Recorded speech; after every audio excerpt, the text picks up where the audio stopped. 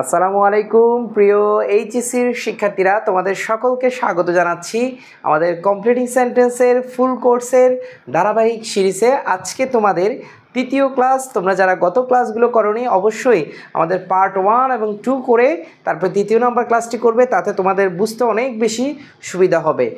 তোমরা জানো ধারাবাহিকভাবে আমরা এইচএসসির একেবারে প্রত্যেকটি টপিকস তোমরা ধারাবাহিকভাবে আমরা তোমাদের জন্য তোমাদের প্রস্তুতি যাতে 100 হয়, আমরা প্রতিটি ভিডিও একেবারে ফ্রিতে আমরা ইউটিউবে দিয়ে দিচ্ছি। বন্ধুবান্ধবকে একটু জানিয়ে দিবে। আমি আর কথা না বাড়িয়ে মূল আলোচনায় চলে যাই।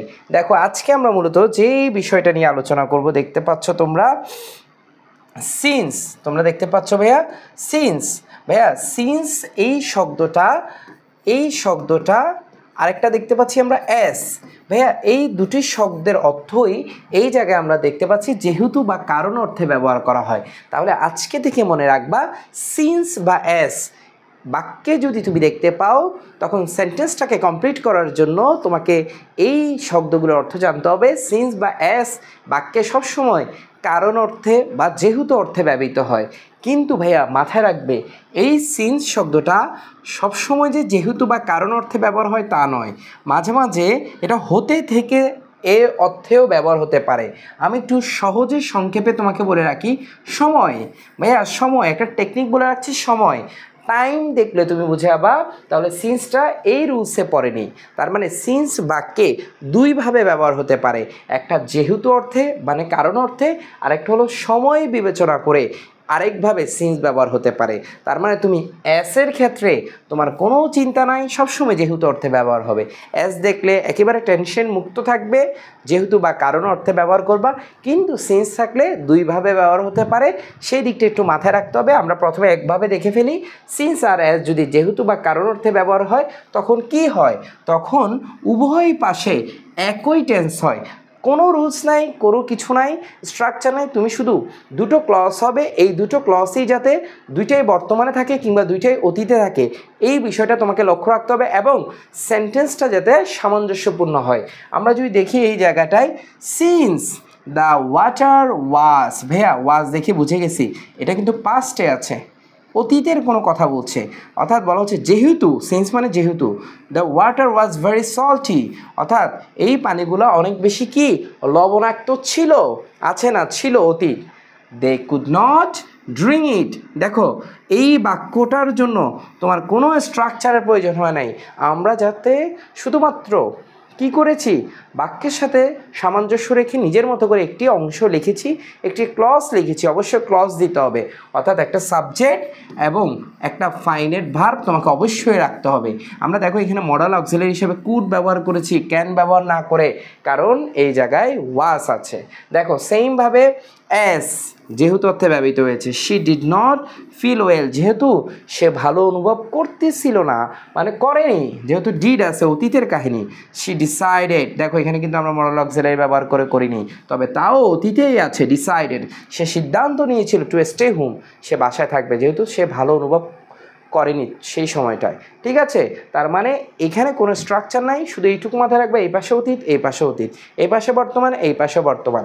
দেখো আমরা যদি দেখি লাস্ট লাইনটা দেখি, as flower is a symbol of love, যেহেতু ফুল হলো কি ভাইয়া, ভালোবাসার প্রতীক। তাইলে এই জায়গায় ইজ ব্যবহার হয়েছে, এই জায়গায় যেটা রাখবো, এই পাশে আমরা অবশ্যই একটা বর্তমান সময়ের কোনো কিছু রাখবো। শুধু ভালোবাসার প্রতীক বলেনি, সৌন্দর্যের প্রতীক, পিউরিটির প্রতীক। তাহলে বলা হচ্ছে it is liked by all, এবং ইহাকে সবাই কি করে, পছন্দ করে। তাইলে এই জায়গায় দেখো পেসিভ ভয়েসে ইজ ব্যবহার করা হয়েছে, অর্থাৎ অতীতের কোনো কাহিনী বলেনি, এই পাশে বর্তমান বলেছে, এই জন্য এই পাশেও বর্তমানে রেখেছে।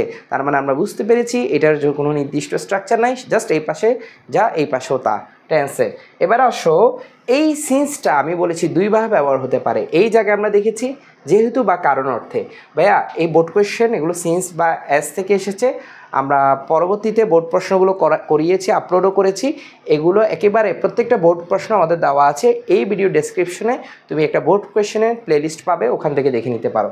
আমরা এবার দেখব সিন্স যখন থেকে বা হতে বুঝালে, ভাইয়া থেকে বা হতে বুঝালে তুমি অনেক সময় নাও বুঝতে পারো, আমি একটা টেকনিক তোমাকে বলে দিচ্ছি। সময় বুঝালে ভাইয়া তখনও ক্লজ দুইটা হবে। ক্লজ কয়টা হবে? দুইটা। এই পাশে একটা ক্লজ, এই পাশে একটা ক্লজ। ভাইয়া সিনযুক্ত যে ক্লজটা আছে, সিনযুক্ত যে ক্লজটা আছে, এই দুইটা ক্লজকে আমরা সাবঅর্ডিনেট ক্লজ বলবো, সাবঅর্ডিনেট ক্লজ বলবো। ঠিক আছে, আমি তোমাদেরকে প্রথম ক্লাসে একটু করে ধারণা দিয়েছিলাম। আমাদের ক্লজেরও ইন ডিটেলস একটা ক্লাস আছে, তোমরা আমাদের ইউটিউব চ্যানেল থেকে দেখে নিতে পারবে চাইলে। ভাইয়া এই দুইটা কোনো ক্লজ মার্কারের সাথে যুক্ত না, এরা স্বাধীন, এই জন্য আমরা একে প্রিন্সিপাল ক্লজ বলবো। ভাইয়া এটা চিনব কীভাবে? মাঝে মাঝে দেখতে পাবা সিন্স শব্দটা আগে চলে আসবে, তখন তুমি আবার বলিও না যে পরে থাকলেই সাবঅর্ডিনেট ক্লজ। না ভাইয়া, সিন্সের সাথে লাগানো ক্লজটাই কিন্তু সাবঅর্ডিনেট ক্লজ। সিন্সটা যদি এই জায়গায় থাকতো তাহলে এটাই সাবঅর্ডিনেট ক্লজ হয়ে যেত। সিন্সটা এই জায়গায়, তাহলে এটাই সাবঅর্ডিনেট ক্লজ, মানে সিন্সের পরে যে ক্লজটা থাকবে লাগানো সেটাই সাবঅর্ডিনেট ক্লজ।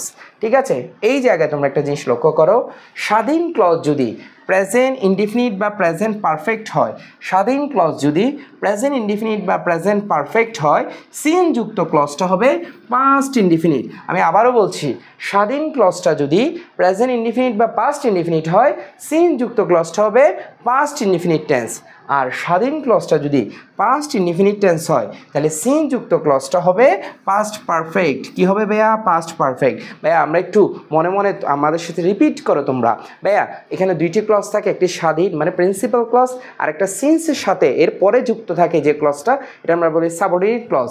ভাইয়া সিনযুক্ত ক্লজটা এবার উল্টা করে বলি, সিনযুক্ত ক্লজটা যদি পাস্ট ইনডিফিনিট থাকে তাহলে প্রিন্সিপাল ক্লজ হবে প্রেজেন্ট ইনডিফিনিট বা প্রেজেন্ট পারফেক্ট। ভাইয়া সিনযুক্ত ক্লজটা যদি পাস্ট পারফেক্ট হয়, তাহলে এই পাশে যে প্রিন্সিপাল ক্লজটা আছে এটা পাস্ট ইনডিফিনিট। ভাইয়া এক্সাম্পল না বললে তোমরা জীবনও বিষয়টা কনসেপ্টটা ক্লিয়ার হবে না। আমরা একটু এক্সাম্পলগুলো দেখে নিই। দেখো এই পাশে সিন্স দেখতে পাচ্ছি, তাহলে এই সিন্সের পরে যেটা আছে এটা সাবঅর্ডিনেট ক্লজ, সাবঅর্ডিনেট ক্লজ। ভাই ক্লজের কিন্তু ইন ডিটেলস অনেক আলোচনা আছে। ঠিক আছে, এইটা প্রিন্সিপাল ক্লজ। ভাইয়া তাহলে আমরা প্রিন্সিপাল ক্লজ সাবঅর্ডিনেট ক্লজ ধরে ফেলেছি। তাহলে আমাকে একটু বলো তো, এই প্রিন্সিপাল ক্লজ আমরা দেখতে পাচ্ছি ইট ওয়াজ 10 ইয়ার্স। ভাইয়া সিন্স যে সময় বোঝাচ্ছে, তুমি কি বুঝে গেছো কি না ভাইয়া? এখানে সময় বোঝাচ্ছে 10 ইয়ার্স, তার মানে এটা অতীতে আছে। সিনযুক্ত ক্লজ এই প্রিন্সিপাল ক্লজটা অতীত যদি থাকে, এই পাশে যে ক্লজটা থাকবে এটা পাস্ট পারফেক্ট হবে। কি হবে ভাইয়া? Past perfect. আমি আবারও বলছি, সিনযুক্ত ক্লজটা যদি স্বাধীন ক্লজ মানে প্রিন্সিপাল ক্লজটা যদি পাস্ট ইনডিফিনিট টেন্স হয়, সিন্সের পরে যে ক্লজটা আছে এটা পাস্ট পারফেক্টে আছে। একইভাবে তুমি এই জায়গায় দেখতে পাচ্ছ এতটুকু পর্যন্ত প্রিন্সিপাল ক্লজ, এতটুকু পর্যন্ত প্রিন্সিপাল ক্লজ। এই প্রিন্সিপাল ক্লজটা আমরা দেখতে পাচ্ছি 5 ইয়ার্স হ্যাভ পাস্ট, তার মানে এটা একটা প্রেজেন্ট পারফেক্ট। এটা একটা কি পারফেক্ট?